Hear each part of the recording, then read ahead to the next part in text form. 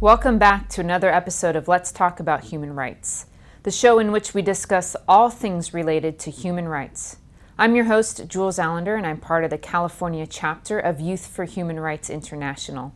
Youth for Human Rights International's purpose is to enlighten and educate people around the world on what their human rights are, with specific focus on the United Nations Universal Declaration of Human Rights. And with this education, to enable and inspire the youth of today as our leaders of tomorrow to stand up and secure these rights for themselves and all people on earth. As you know, for each show, we like to take up one right and try to broaden your understanding of how this right is important to you and your loved ones.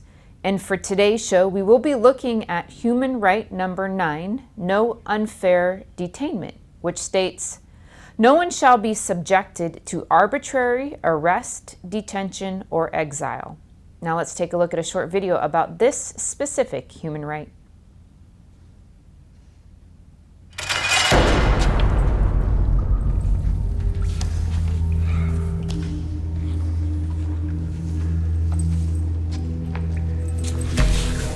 Anybody out there? This isn't right.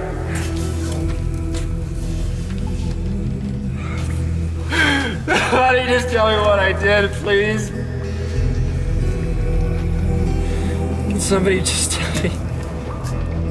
God, I should talk to somebody.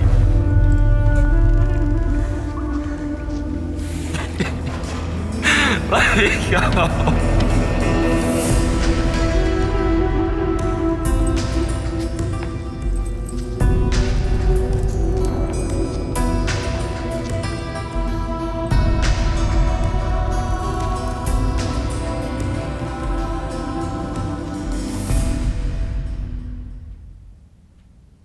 Let's examine these ideas a little more closely. In civilized countries and political systems, the right to a public trial has been recognized as a basic right for every individual prior to any kind of incarceration. Too often, in tyrannical societies, prison is used as a way to silence opposition. It is a method of controlling people by threatening them with a loss of freedom, by using the excuse that is their behavior that is the problem, that their behavior is endangering society. What is missed is that the unrest is created by prior injustices committed by the existing leaders. And it is that behavior that needs to change, not the behavior of the average citizen who protests a bad government. The idea that any prison sentence must be preceded by a fair and public trial is the protection the average citizen has from this kind of tyrannical behavior. Societies are diverse and varied. The ideas that roam through all the societies are equally diverse. Freedom is the right to express those ideas and to listen to them and form your own opinion. Freedom is the right to change your mind after hearing another's opinion or not change your mind despite the good argument another gave you. But using the threat of incarceration to change others' mind or way of thinking has nothing to do with freedom. For this reason, the United Nations Declaration on Human Rights includes no unfair detainment as one of the basic freedoms all human beings should enjoy. But there are lots of types of prisons. When a prison is mentioned, we may think only of the police and jail of bars and barbed wire, large institutions that warehouse bad people who have been convicted justly in a court system. These institutions are controlled by the police and the court systems. But that is just one type of prison. There is also the whole of the psychiatric industry that has its institutions and methods of jailing someone, either physically or with drugs. Did you know that anyone can be brought in front of a judge and deprived of all of their rights without ever having committed a crime? This is the subject of involuntary commitment. In this scenario, if your behavior is deemed inappropriate or unacceptable, the state can commit you to a psychiatric institution with no determination on when you will be released or how you can pursue your freedom. In essence, your rights have been turned over to a doctor who now acts on your behalf. And this doctor is paid as long as you are in their care. So there is a built-in conflict of interest here. The problem is the care that is given is for the most part heavy psychotropic drugs, which in themselves incapacitates the individual further and makes them more dependent upon the institution for their survival.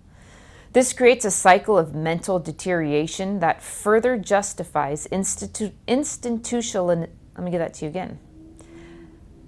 This creates a cycle of mental deterioration that further justifies institutionalization and then more drugs and more institutionalization. Prisons, as necessary as they are in our current society, are supposed to be places where we can hold people who have acted in a way that damages and endangers society until they can be rehabilitated enough to re-enter society. That people are not rehabilitated, but rather punished, is often overlooked. For most people, the idea of losing their human rights for a period of time and being incarcerated is a strong enough deterrent to curb antisocial behavior, meaning the justice system works on them. But then there are those that no amount of penalty or threat will stop them from acting in a manner that is damaging to others. And by damaging another, I'm talking about real physical harm or stealing, not having an opinion that you or another believes is harmful. It is these people that are beating or killing or stealing or damaging property and damaging others that necessitates a prison system. And the simple truth is, it is these people who also need rehabilitation. And there is no real evidence that simply incarcerating a person who has committed a serious offense against the society that they live in will stop or change their behavior simply by being punished. Yet, there is plenty of evidence that they, once released, will continue to act in the same manner that put them in prison in the first place. Recidivism is the phenomena of a convict going back out in society, committing more crimes, only to be caught and returned to prison. Per the American Justice Department, a study released in March of 2022 said 10 years after release, 82% of state prisoners had been arrested again. Let me give that to you again. In 10 years after release, 82% of state prisoners had been arrested again, an average of nearly 7 arrests each. And the majority of those prisoners, 62% of them, had also returned to prison. This is empirical evidence that simply incarcerating another human being has not and will not change our society for the better. And now we will get into our interview for today. We are going to be talking about an unjustly fact, an unjustly crime, and a crime that is one of the most, in my opinion, dangerous, gruesome, and awful crimes that do exist. And I'm going to bring on my guest, who is the Assistant Director of Pillars of Hope, an organization to combating human trafficking, and that is Morgan Gleason. Hello, Morgan. Hi, thank you so much for having me. Yeah, thank you for being here. I appreciate your time. So let's start off and tell me about your organization. What is it that you guys do? Yeah, absolutely. So, Pillars of Hope Incorporated is a nonprofit organization. We are dedicated and committed to being a part of the fight against human trafficking and combating modern day slavery. Specifically, we provide direct services to any individual that has been trafficked or is currently being trafficked. Whether that be through programs that we can assist them in, to paying for flights if they have been traveled across the country or into another country. We assist with that type of trafficking as well. Overall, our dedication is really just to assist any individual that has experienced trafficking or is experiencing being trafficked. Excellent. Yeah, it's It's a gruesome industry, and I'm sure that you've come across many individuals whose story is probably heartbreaking. Is that true? Absolutely. I think any case of human trafficking is truly just so tragic. And due to the demand of trafficking and how big it has gotten in the world today, there are so many different cases and so many different ages and so many different people that experience it. I think over time it's more talked about now, but even the ages for human trafficking vary between 4 to 21. And so there really is just an endless amount of people that are victims to this awful crime. Yeah, and so what does one do with a 4-year-old in a human trafficking scenario? Yeah, I think it very varies. Many children, it's usually sex trafficking with children, which is just completely horrible. Most trafficking cases are familial, so a lot of times it could be parents, uncles, siblings, cousins, distant relatives. And so, in terms of children, it's a really, really delicate situation because a lot of the times you're dealing with families that they trust, people that they have relationships with, which makes the scenario just so much more complicated and difficult. Yeah, I mean it's horrific to talk about and think about. And so when you say it's typically we're talking about a younger child, it's a familial. Mhm. Is this, are you saying that they sell their child, or that that child is then abused sexually by a family member? Mm. Every case is different. From my experience, many cases where a child is being sold for any type of intimacy by a family member, they're usually being sexually assaulted or harassed by that family member as well. To be in a situation where somebody's selling their child, a lot of times it's a really unhealthy environment. There's usually abuse already involved in the home, or you're dealing with kids in the foster care system, adoption families, really any type of environment that isn't a normal day to day where there are risk factors involved for kids or individuals. A lot of the times, though, if they are being trafficked as a child, they are also receiving some type of or level of abuse at home as well. Got it. And so you mentioned it briefly, but what is your approach to handling the horrors of human trafficking? Yeah, absolutely. So for Pillars of Hope, we do have a kind of a we have 5 pillars that we stick to as an organization, as a company. They're awareness, intervention, restoration, transition, and reintegration. With these pillars, we emphasize with awareness, kind of educating the community or educating ourselves and people around us about human trafficking. It's one of those topics where it's a horrible, dark plate part of the world, yet it's just not talked about enough. In terms of intervention, that's where we step in with our services, where we will intervene and interact with sex workers on the street, with victims who call us, family members that have fears about other people or themselves. And so that's how we intervene as an organization. In terms of restoration, we like to emphasize on kind of restoring a confidence in them and helping kind of working hand in hand with them and showing them that support that we are here to help them. And then the transition is where we get into the program aspect of it. There's different phases when it comes to restoring someone back into society who has been trafficked. Initially, they have to, go through a detox if they're on drugs. They have to, stay at a hotel for a couple of days before they can be even moved to a transition house or a rescue house. And if they are go through detox and they stay at a hotel and they've been cleared, they go into a rescue house. This is usually a temporary situation for them to get their feet underneath them, to educate them on programs that are accessible to them, different avenues they can take. And then the final step is in a transition house, which is a long-term house that really helps them rehabilitate back into society. Many times there's programs, there's different therapy sessions, different services that they can have at these houses. And so for us specifically, right now, we are very strong in the outreach. We go to Vallejo, California, where we have what is called the Blade. The Blade is in many different cities across the United States as well. There's one in Sacramento, California. There's one in Stockton, California. The one that we directly work on is in Vallejo, California. This is where we get to interact and meet different individuals who work in the sex world, many of them are being trafficked. We have a lot of interactions with pimps, individuals who work for pimps. And so for us directly, we outreach is a huge part of our day to day.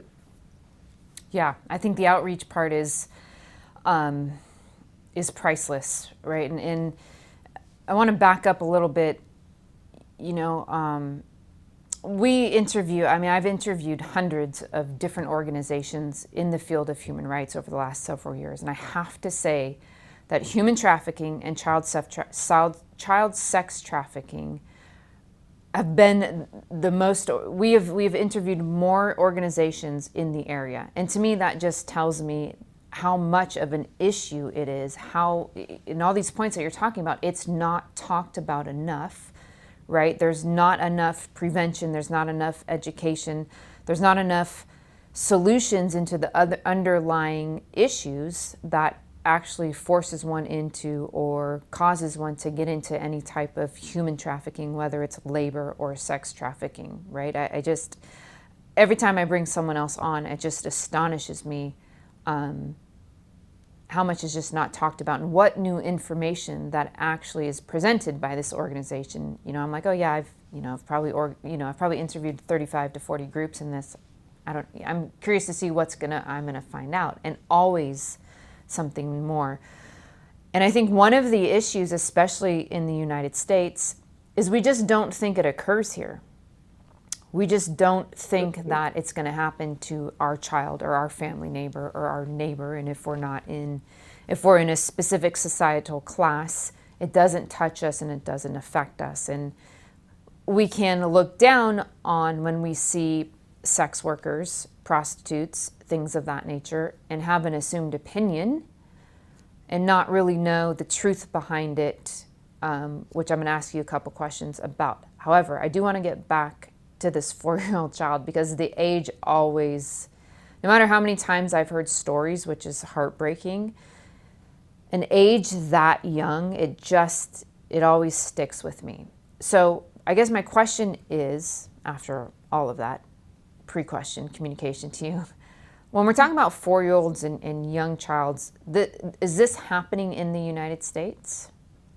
Absolutely. I mean, when it comes to human trafficking, except as especially child sex trafficking, this is something that happens in probably every single community in the world, if not all of them, most of them. And I think what you said about living in the United States, it's not talked about enough, and people just don't know. You could live in a very nice suburban neighborhood with great neighbors, and your family comes over for barbecues, and there could be a child or an individual being trafficked down the block, or even next door, or two houses down. It's one of those things where this is human trafficking is something that there is no discrimination in human trafficking. Any person can be trafficked, any child can be trafficked, and there is so much information that people never receive when it comes to human trafficking, when it comes to risk factors, things to look out for, the way the internet plays into it, all of these things that lead into the possibility of being trafficked, and it's just not talked about. And so in the United States, especially with how populated we are as a country, with how technologically advanced we are, with all these different characteristics of our country, human trafficking is 1,000,000% so possible and is currently happening every day across the country. Yeah, across the country, like you said, across the world.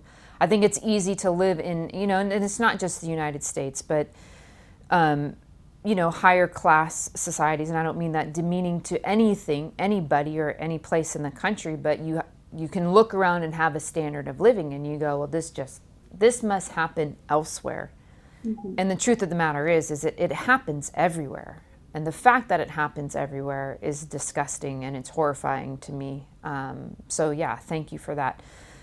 Now, in terms of, you said that you guys go out and you do a lot of proactive work with sex workers and prostitutes. My understanding is, and you can correct me if I'm wrong, definitely, is that I don't know if it's a majority or not. I think this is where my question is going to go. But it is very real that some percentage of them are trafficked and they have a pimp and they are somewhat sex slaves. Yeah, absolutely. obviously there is the interacting with a sex worker or somebody who does work on the street. We're never going to get the full picture of their life. A lot of times they won't even talk to us. Sometimes they even run away from us. When we do talk to someone, we go up, we offer them chapstick that has human trafficking hotline on it. Sometimes we'll offer some type of food because a lot of times they're starving. We'll pray with them. We'll try to offer any services that we can in that moment. If we can, if there's a bed available at different shelters, we'll take them off the street right then and there. However, I think due to how little information we get, it's really impossible to know. And this goes to something I'm sure we'll talk about later on as well. It's really impossible to know who is there willingly and who is not. Mm. It is safe to assume that most of the sex workers that we're interacting with are being trafficked. Because these are, young girls that are walking up and down a very specific street in very revealing clothes with no form of protection for themselves. Um, we also can see, different pimps that are driving around that are watching the girls, that are seeing if they're talking to anybody, especially when you have, a group of people walk up to them. We're obviously not purchasing services. Those are situations where pimps will watch to ensure that any of the sex workers don't interact with us, they don't go with us, anything to pretty much force and to ensure that they don't leave the job that they are currently being enslaved to do. Right. And then, and so you kind of touched on this, but what kind of difficulties do people run into? I'm sorry. Trying to get out of that environment. Yeah, absolutely. I mean, human trafficking is, in my opinion, in my experience, one of the darkest parts of the world. This is an action where it destroys a person to their core, not even physically, but emotionally, mentally, spiritually. It tears apart every aspect of a human being. The identity that we hold just as human beings is stripped away from us, and people come out of this with feeling, I mean, there's just so many different stories, and many of them just even express what they lost just as a human being, what they no longer have. But some of the difficulties that people run into vary, in terms of a physical aspect.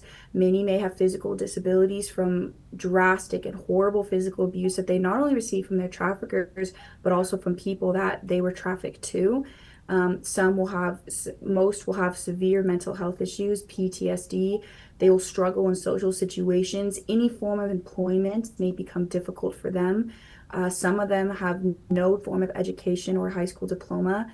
Um, and even relationships with family, friends, or a partner of any kind will always be difficult for them, and trust will be something that they'll have to work through, whether it's through counseling or any form of rehabilitation. And I think a big thing too is they'll always, there's this point of finding peace and coming out of a life like that, of something so dangerous and so dark, and finding peace through that is really, really difficult. Yeah, absolutely. I mean, I couldn't even imagine or fathom, you know, I just, it's hard to put yourself in that position. It's hard to have judgment. The only thing you can have is empathy, Mhm. and resources like you guys are providing. Um, I lost my train of thought here. Oh yeah. So in terms of, so you have individuals who are, let's say they're trafficked in the prostitution ring, and then you have um, children who've been sexually abused, and you have maybe children who've been pimped out by families or things of that nature, and whatever else, or different ways that one can get trafficked. Do you find that there's, based on their situation, I guess two questions here. One, is there any common denominators of how they got into that situation? Like what led them there? Not that it was a personal thing, but maybe an exterior environmental. And do they have different hardships coming out of it? I think in terms of being brought into the life of being trafficked and working, and being victimized in that way, there are risk factors that one can know about and be educated on that lead to it. Um, in for a child situation, whether they're a young child or they're in high school, any home life that is abusive or anything that falls under that characteristic of neglect, abuse, sexual assault, anything like that are risk factors that can lead into being trafficked. Whether it's even for a child's case, they grow up in a home, they're abused, they're neglected, the people that are supposed to love them most have completely destroyed them. As they get older, their view on relationships may be altered based off of those experiences, and it can lead into them being in a relationship with somebody who treats them just as badly, and then that partner starts trafficking them. And so that's a very specific scenario that does happen. Um, and those are risk factors that affected an individual that led to that situation. But when it comes to entering the life, it could go from you live in a horrible, your home life is horrible and you're abused, or you could live in suburbia and you could be just a regular great family that goes to church every Sunday or has great relationships. And it's something that a family member does or even a friend does to you. I think when it comes to being trafficked, there really is no blueprint for being Mm. trafficked. But there are risk factors. Obviously, I always encourage you know, children, whether they're young children or high school, to be wary of social media. It's always important. Don't talk to strangers on the internet. Don't talk to strangers day to day. Don't go to someone's house that you don't know. Don't go places by yourself. Especially as, a young woman in the world, I think it's always important to educate, you know, women about the threats that to their lives. For human trafficking, the highest percentage is women and young girls are trafficked more than men and young boys. Men and young boys are trafficked. However, women and young girls do take up the main number of trafficking victims. And so I think there's really so many different ways to be trafficked, but there are risk factors to look out for and just continuing to set yourself up for success as a young adult, as a young person, and for families, being aware of who their children are spending time with, where they're going, and just keeping track of those tiny details can really alter whether or not someone enters the life of human trafficking. Yeah, yeah, exactly. Thank you for all that. And you mentioned, potentially like someone doing something to a child, whether it's a family member or a friend, and just for educational purposes, if I'm a parent or I'm even a youth, like what would be examples of some of those things where I might go, start to become more aware or be alert, like, yeah, that probably was not good. I need to probably report that.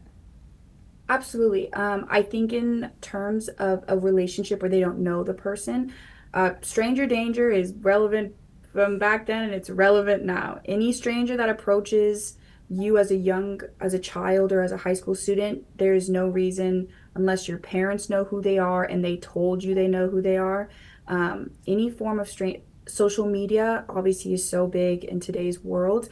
Not talking to strangers on social media. I do know that social media has kind of romanticized um, be kind of putting your life out there and putting your life on social media. I always think this is something that the less information that people have about you when it comes to situations like this, the better. Because if there's one thing a trafficker is going to do, there's what I've learned is there's three very specific ways, and I'm sure there are more, but when we've broken it down, there's three very specific ways that traffickers manipulate individuals, and that's force, fraud, or coercion.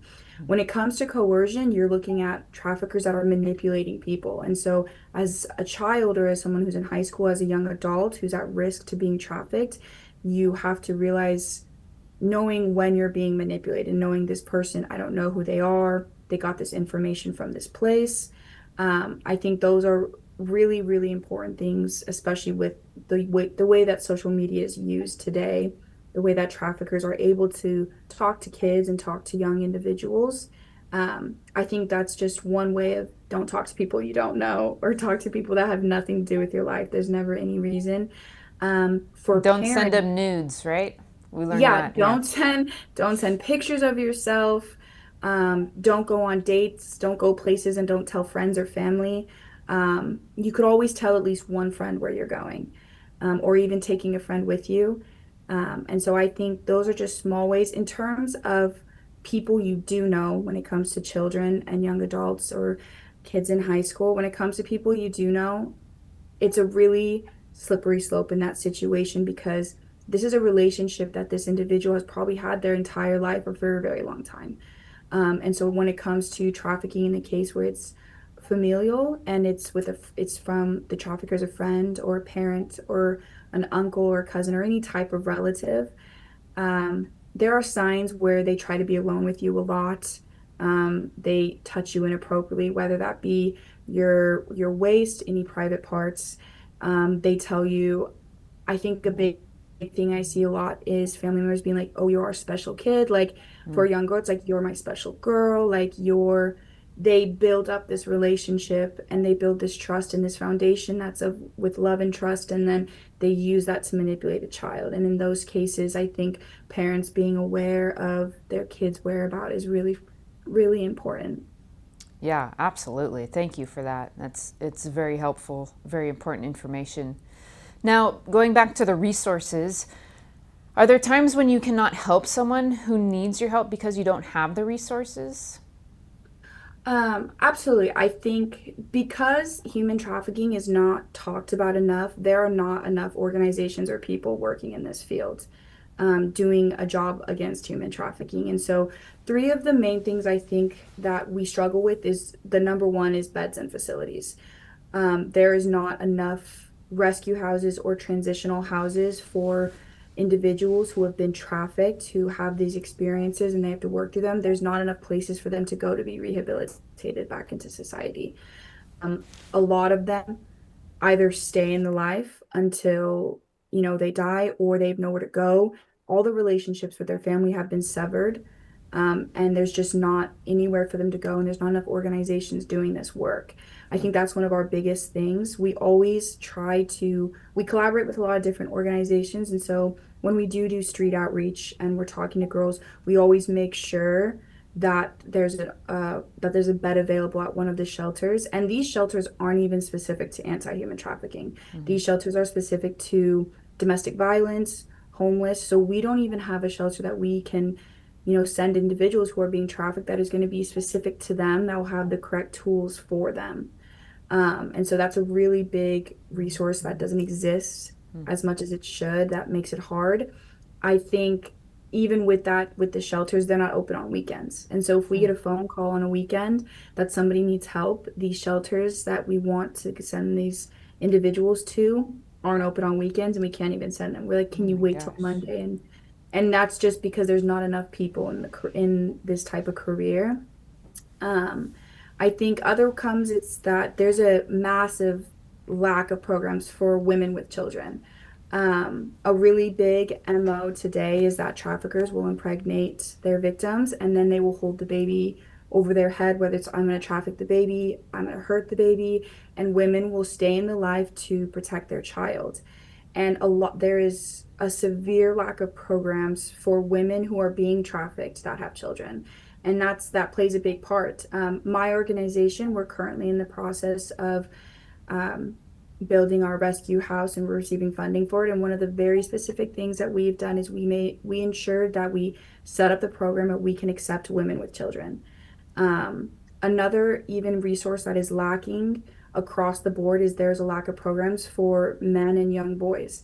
They are trafficked less than women are, especially when it comes to sex trafficking. However, men and young boys are trafficked can be trafficked the same way that women can and that young girls can. And there's a severe lack of programs for them, even to the point that some shelters, they can't take men or boys that have been trafficked because they have, women and young girls who are being Mm, trafficked, who were trafficked by men. mm. And so to put them in the same organization or the same shelter would be more harmful to more people. And so those are just some things that make our job a little bit harder than it already is. Yeah, I think when you say little bit, it's an understatement. Yeah. It's quite a task. And I assume, you spoke about women with children and not wanting to come out, right? Because, and I would assume that sometimes when you're reaching out to individuals, that the fear of being caught and the fear of those ramifications by whoever is trafficking them tends to outweigh or is a very strong reason as to why they don't ask for help. Is that safe to say? Absolutely. When it comes to being trafficked and the three ways I brought up earlier, which is force, fraud, and coercion, those are very broad characteristics of trafficking somebody. But when it comes to being trafficked, these traffickers and pimps and these people that are doing this, they are altering a human being's, the way their brain works, the way they understand things. They put them in the darkest part of the world they possibly can, and they isolate them completely, and they break them down, and people's brain chemistry and how they understand situations changes to survival of the fittest. And for most of them, they think surviving is if they try to leave, they'll be hurt, whether it's through physical abuse or whether it's somebody they care about. Mm. Um, when it comes to fraud, these are false promises that these traffickers are making to people, whether it's wages, working conditions, support around a job. And when it comes to coercion, like we talked about earlier, it's just severe manipulation. And you are just completely lying to this person. And to be able to do that and for someone to believe you and to be trafficked in that way, it really does change the way you think about situations. And you don't even realize that you could get out because you're living in this such a dark part of the world. Right. And how many of these individuals are typically on drugs? So it is hard with statistics in human trafficking because the statistics that exist, we can 1,000% assume are not accurate and probably five times higher. Because this numbers that do exist are specific to cases that are reported, Mm. and I couldn't even imagine how many cases go unreported. Mm-hmm. But in terms of drugs and human trafficking, I believe personally and from my experience, go toe in toe. Generally, a lot of these victims are on fentanyl. Fentanyl is really big right now in the trafficking world and even in the drug world. And because human trafficking does fall into gang violence, drug violence, it definitely falls under that category with it. And so a lot of these cases, these individuals are on severe amount of drugs, which is where the detox period comes into place. Before anybody who's being trafficked can join a rescue house and then go into a transitional house, they have to go through a detox period where we can evaluate their drug level, if they are on drugs, their addiction level, and it's a huge, huge part of trafficking. Yeah. You know, it's interesting. I'm going to go a little off topic or whatever here. It's, you know, I started doing these interviews. Obviously, you see situations like this in movies and TV shows, and you go, oh, that's really rough. Not sure it happens, but, And then it's exactly how it happens. They get hooked on drugs. They're kidnapped or whatever. They're coerced. They're made to believe that they're loved by a new boyfriend, right? You get someone who, like you had brought up earlier, their home life was rough. Maybe they were abused physically, emotionally. They're looking for some love, and they get into these relationships, and the boyfriend ends up, being a trafficker and being a pimp, who before you find out, starts doing drugs with you. This one time, just this one time, just this one favor. And then you realize, before you know it, probably that you're now hooked on fentanyl, which anyone who knows anything about drugs is horrific. And you're in a situation that, like you said, you can't think for yourself. You're in fear. You're probably lacking, severe amounts of nutrition to be able to physically and mentally comprehend or come up with any solutions. But as much as that, and I don't know if it's promoted on TV or it's in movies or if it's someone is just describing a scene, but we surely have seen more and more and more. It's not like it's gotten any better, so it's an interesting thing to look at. Absolutely. I mean, I completely agree. Even my own story and testimony of how I got into working in this career, I I knew nothing about human trafficking. I was in college. I picked a specific degree about criminal justice. I knew I wanted to work in the field, but I didn't know what to do. One day in a dorm, I did research and I just did a 6 hour deep dive into human trafficking. And I cried so much and it was so sad. But it really was something where I was an 18-year-old girl who lived in a country where I had all these resources available to me to be educated on this topic, but no one had ever talked to me about it. Yeah. And it was something where I knew nothing about it. The only experience I had about it was I watched a movie called Taken and I was like 14. And that was about as far as my experience or knowledge about human trafficking had gone. And I, in my mind, I was like, this happens in other countries. It doesn't happen here. And then when I got into the career and I dedicated my education to and I did all my internships, I realized that this is something that happens right next to us every day. And I remember my first case that I ever did, and it was in the hometown that I grew up in, and I just couldn't believe it. And it was such a horrible case. And it was my first case, so I was just trying not to cry in the briefing at that Yeah. point.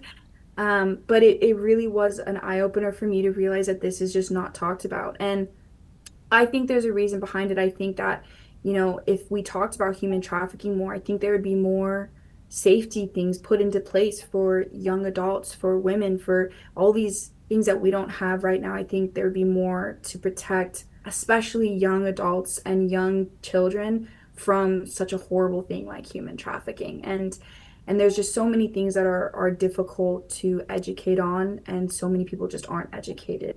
And I think it's the leading problem of human trafficking is that people just don't know. Yeah. I agree.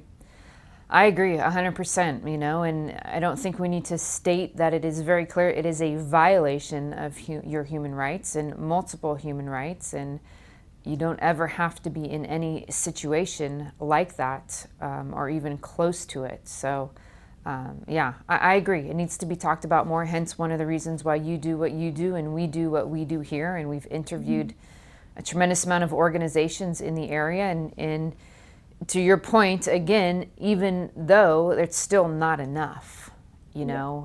which is always shocking to me. And if you can briefly share just some statistics around human trafficking. Yeah, of course. Obviously, as I mentioned earlier, the amount of cases that go unreported in human trafficking is probably 5 times more than the cases that are reported of trafficking victims. Polaris Project is a phenomenal organization. Their statistics are as accurate as they can be from our experience. Just in 2023, reported cases were 9,000 in the United States. We Wow. can probably assume that this number is about 5 times higher. And that's just the United States. I've heard certain statistics where we're talking about 40 billion people in the world are trafficked every single year. And so, in terms of that broad number, we can assume that what we have is not accurate enough. But in terms of other numbers, over 50% of human trafficking cases are familial. That's Wow. where these are, traffickers that know children, women, boys, men, like and I'm sure that number is even higher in reality. Women and girls do account for about 75% of trafficked victims globally, and that in terms of sex trafficking, about 96% they make up Wow. when it comes to sex trafficking. And so labor trafficking does have a higher number of um, labor trafficking has a lower number than sex trafficking, but women and men and girls and boys can be labor trafficked, and men and boys can be sex trafficked as well. I think, especially with that case, a lot of men and young boys don't say anything, and that's from there's a lack of programs, that's from a stigma that they're not supposed to talk about it. And so those are just a couple of statistics, but I always like to make it clear like we can assume that they're not as accurate as they would be just due to the amount of cases that always go unreported. Even girls or individuals we talk to on the street, I've never seen one of them call the police when we're Right. talking to them to make a report. And Right. we talk to hundreds of people a year. Yeah. Yikes. It's a lot. Absolutely. All right. And then talk to us about what is next for you and your organization. Yeah, absolutely. So for Pillars of Hope, we do a lot of collaboration events, especially because as a nonprofit, our fundraising situation will look different than a for-profit company. Right now, coming up is our annual golf tournament. It is our biggest fundraiser that we host every single year. It is the income that drives our victim assistance program. And so if you ever wanted to go for a great cause, this is the opportunity. We have many different partnership opportunities from an individual sign up to company sponsorships, raffle basket donations, or even just donations in general. This is our fourth annual golf tournament that we've put on. It's a really fun event. We try to make it great. And obviously, it being the income that's driving our victim assistance program makes us work 10 times harder on it to ensure that we still have this.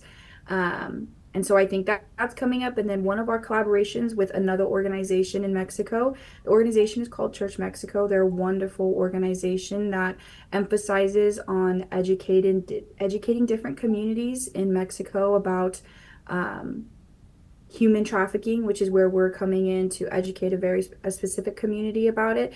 But they also have other missions, such as teaching women how to sew to give them opportunities to get a job, teaching women about relationships and pretty much how they don't need to stay in abusive ones. And so that's a collaboration we're really excited for. I myself will be traveling to Mexico. I'll be a key speaker where we'll get to talk to families on the first day about human trafficking, what it looks like, how it affects their community. And then we'll separate women and young girls and then husbands and young boys. And we'll get to talk to women and young girls about risk factors to watch out for, kind of open up the ability for them to open up to us if they are experiencing any type of abuse or being trafficked by anybody in their life at all, or any situations that they know. And so those are just two things coming up for Pillars that we're very, very excited about. Yeah, both great events. I might see you at your golf tournament, but We'd love to have you. yeah, that's great that you guys are going down to Mexico. And that brings me to a question slash maybe comment here. In terms of, how do I want to say this? I know that in other areas of the world, the fact that some women don't have jobs does lead them into the sex industry a little easier. Is that correct? Absolutely. I mean, if you take an individual and they have to leave school at a young age, so they don't have an education, and because they don't have an education, they weren't able to get a job, so they have no experience. And so, as a woman in those situations, a lot of them marry and they'll enter into a relationship for some type of sustainability. And when that happens, a lot of times, and I don't think most of the time, but in a lot of situations, those types of relationships can lead into abuse, which can lead into being trafficked. And then they have nowhere to go. And then Right. the situation is, I'm being abused at home. I have nowhere to go. I can try and leave and find a different relationship, but there's a chance that they're abusive too. And so they stay in those relationships, and they have a lot of them will have children and they want to support their children, and they know that they can't support their children on their own. And so they would rather continue to take physical and emotional and mental abuse and even the possibility of being trafficked to protect themselves and their family to the fullest extent that they can. Yeah. And a lot of that is, comes to empowering different communities about education, Yeah. empowering programs that are supporting young adults about getting an education, getting a career, and building these tools that you can utilize to make a better life for yourself. Yeah, knowledge is power, skill, having a skill set and ability to be independent, not that you shouldn't have a family, but it is a very powerful thing. So, excellent. Well, good. So, as we come to the close of our interview, we ask every guest this final question, and that is, what is your favorite human right and why? I went back and forth between two of them because I felt like they tie hand in hand in my career, what I do. I felt like the human right number three, which is everyone has the right to life, and then four, which is no one should be held in slavery and servitude. For my career specifically, I believe that they tie in hand because the way that human trafficking is, you're taking away this person's life. And they have, they're a lot of times they're a skeleton of who they are, and they're forced to do something that they don't want to do, and they're forced to be modern day slaves. And I think a lot of people don't want to talk about that, and I think those stuck out to me, and I feel so passionate about those. For me personally, I believe I had a great life. I had so many opportunities. I got to go to college, and I'm a 24-year-old woman, and that could have been me in any scenario. And so I think I feel so passionate about those because so many other individuals deserve to have this life that are they have a right to and that they're promised to. And I think for those two tie in hand in hand so beautifully, because when somebody is enslaved, their life is taken away from them. And I think at that point, what are they living for except for the possibility of getting out? I think you're absolutely correct. Two very important points. So thank you.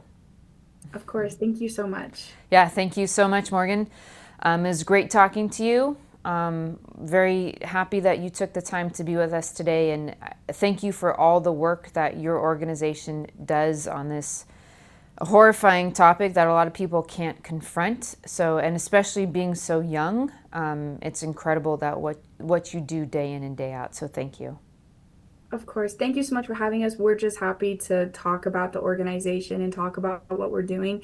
Any type of communication or any type of outward express, like us expressing what we do, is just one step in the right direction against human trafficking. So thank you so much.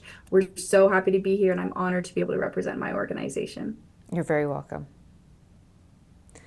All right, well, that's our show for this week. I hope you got some valuable information on a very, very important topic. You share it with your friends, you share it with your family, ensure that everyone understands and is aware of human trafficking and child sex trafficking and all of the different aspects, and you know what to look out for. And yeah, thank you for your time. Until next time, I will see you then.